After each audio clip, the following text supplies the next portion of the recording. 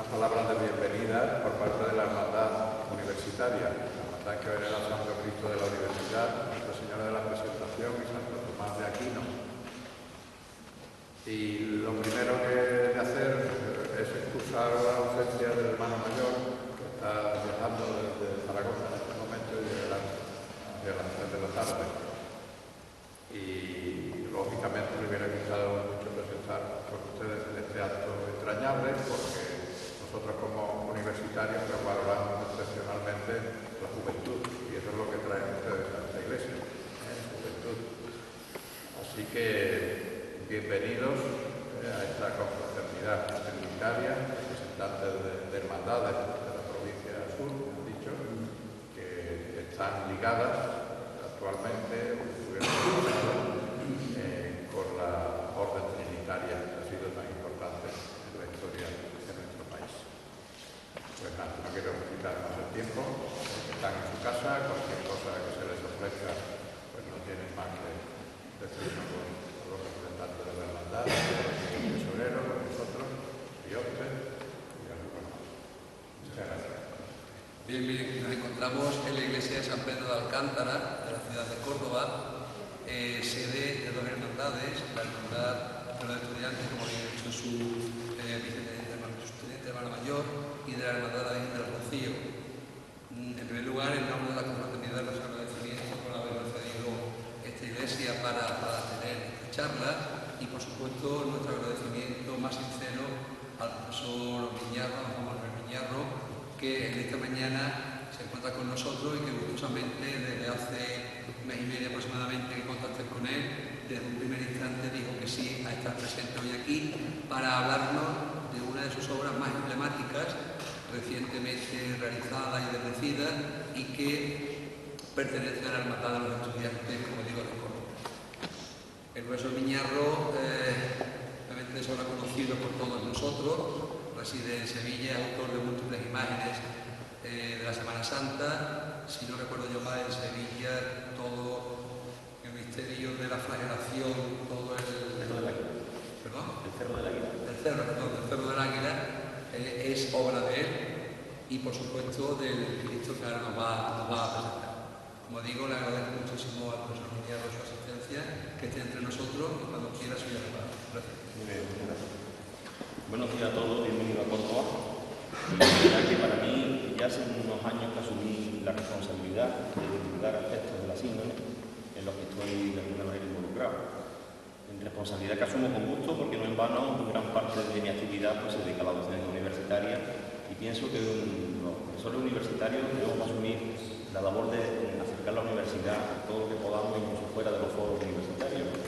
Y entonces me pareció que la propuesta que me hacían de participar en este encuentro para mí era una posibilidad extraordinaria de explicaros no solamente temas basados en lo que de alguna manera me tiene unos años absorto, que es la investigación sobre la Semana Santa de Virgen, sino también sobre la imagen del Cristo de esta hermandad universitaria que lo tenemos aquí, y además va a ser la primera vez, porque aquí ya se dio en Córdoba en el mes de junio una jornada que organizó la hermandad, se hizo una exposición sobre la síndrome y se dieron unas charlas, porque desde el principio tanto la hermandad universitaria como yo asumimos también otra cuestión derivada de esta obra que habíamos hecho.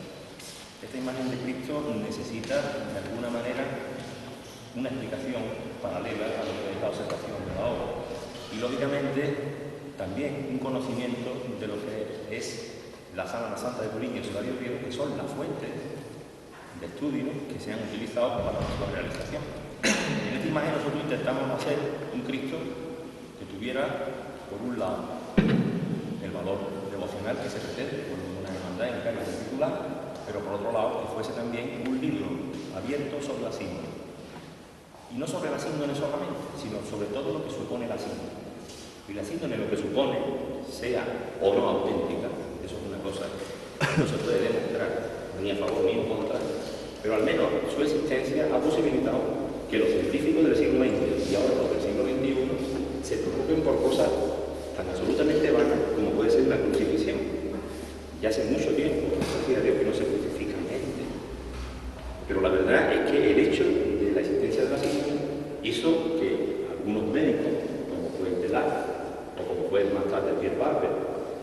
ya, y es ahora en la actualidad, John Buckley o Pablo Bolón, especialista en medicina forense, que es la medicina forense y la medicina legal la que más datos ha aportado, no sobre el nombre de la síndrome, sino en paralelo sobre el Jesús de Nazaret, porque la sábana santa y Jesús de Nazaret están de alguna manera relacionados, ya sea una relación de espejo o ya sea una relación que algún día podamos demostrar. No podemos demostrar todavía esa relación a nivel científico, pero a nivel de espejo se puede decir que sí. Muchos han dicho, y yo lo digo, lo mantengo, que la Sábana Santa de Turín al menos es un reflejo del Evangelio y que lógicamente si nosotros hacemos una imagen que esté basada en ella, hacemos un espejo también, o un reflejo de lo que puede ser el Jesús evangélico, el Jesús de la Pasión. De alguna manera, ese es un poco el objetivo que perseguimos. Por eso, lógicamente, una actividad como esta es absolutamente importante.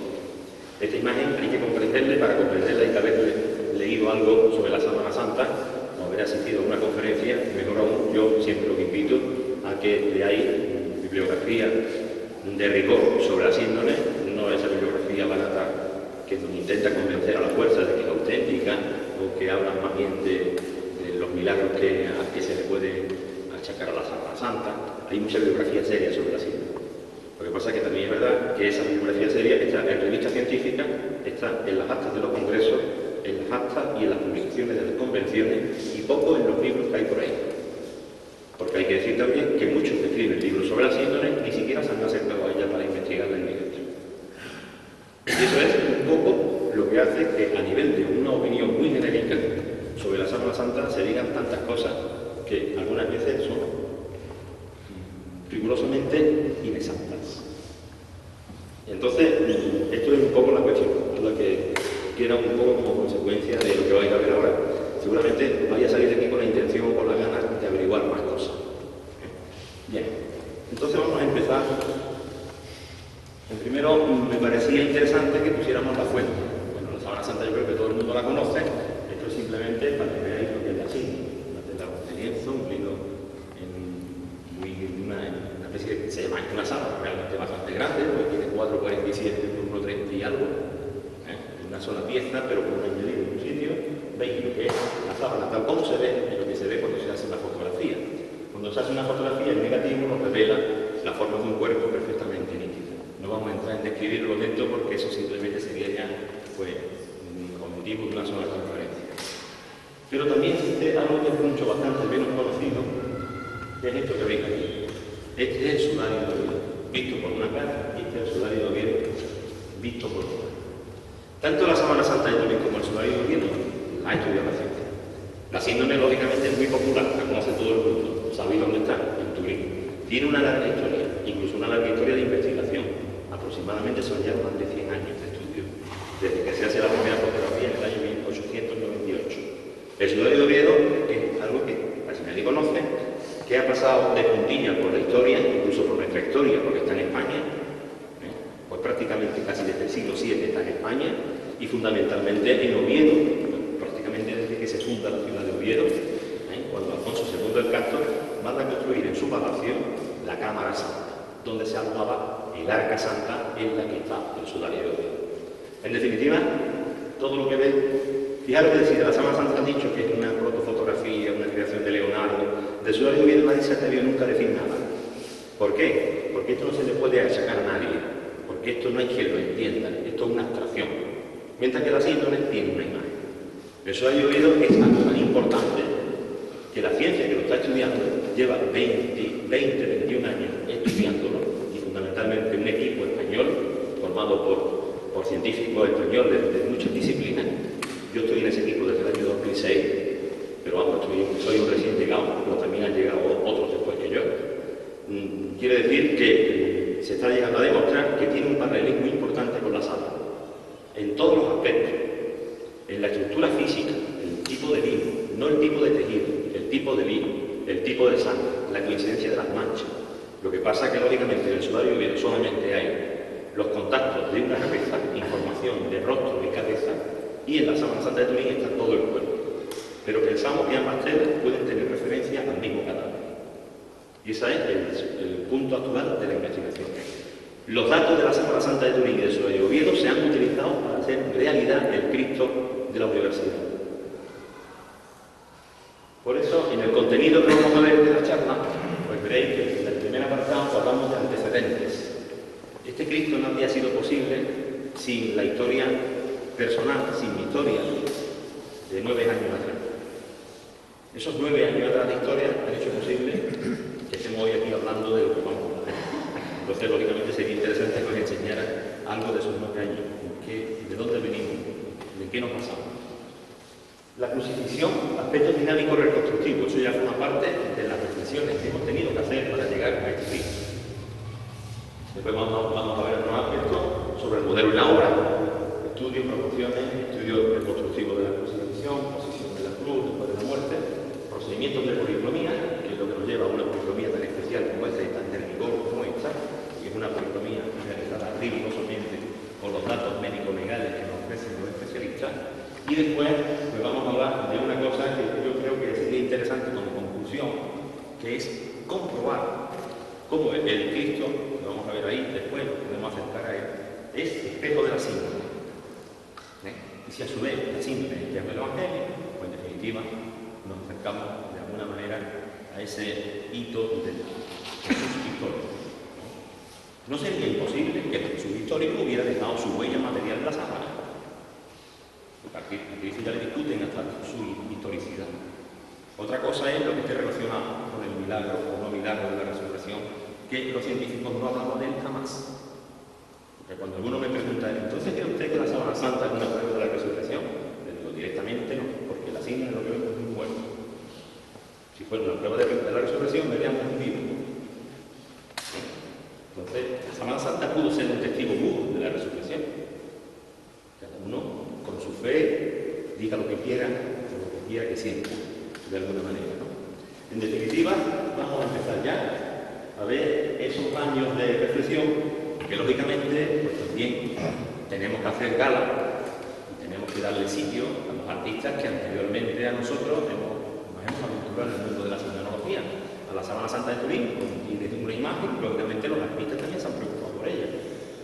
Y podemos encontrar a lo largo de la historia, pero claro, una historia que empieza a partir de la primera fotografía, podemos encontrar representaciones artísticas que han querido hacer algo sobre el hombre de la Sábana Santa. Y aquí tenemos la primera de todas del año 1904, de Teresa de Liceo, como la hermana de Teresa de Liceo, que se llamaba Celine Martínez. Y después tenemos la del pintor armenio Artemián, que es del año 35. Tanto una como otra, como veis, son dos versiones distintas del hombre de la síndrome.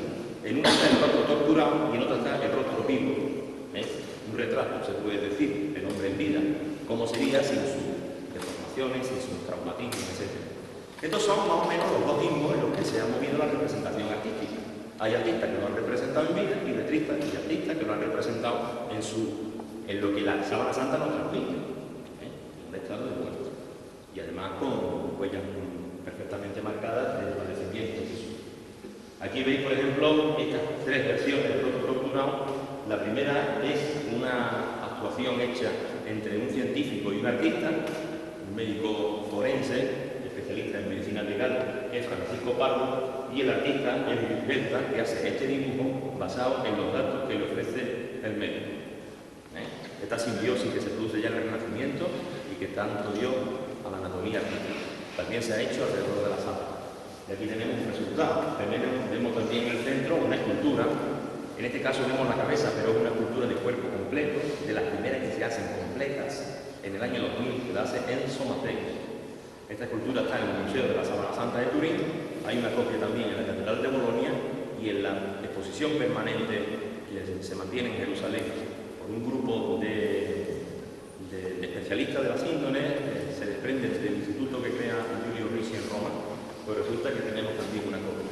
Y después vemos de un artista andaluz, del pintor Francisco Triguero, de Málaga, vemos ese otro rostro que es también una pintura de cuerpo completo.